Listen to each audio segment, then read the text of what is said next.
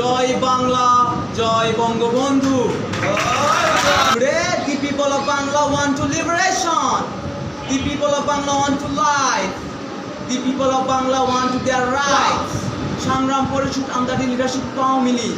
Whatever you be prepared. Remember, when I'll give blood, I'll give more blood. I'll release this country's people, inshallah. My dear brothers and sisters, at first take my salam. Assalamu alaikum. Today I'm talking about a very important matter. The matter is March 26. Today is March 26, the day of the glory and pride of the beginning of the bloody liberation war. Great independence and national day. The day to fly our red green flag on the start of this war. Bangladesh was declared independence on this day in 1971, breaking the shackled subjugation. I personally think that 26 March, Independence Day, March 7 was given by Bangabandhu, Sheikh Mujibur Rahman. And now I present to you, March 7, 1971 is an unforgettable day in the national life of Bengal. On this day, Bangabandhu, Sheikh Mujibur Rahman delivered an important speech. Spotless gathering at million people, Racecourse Maidan, now Sohrawardi Udyan in Dhaka.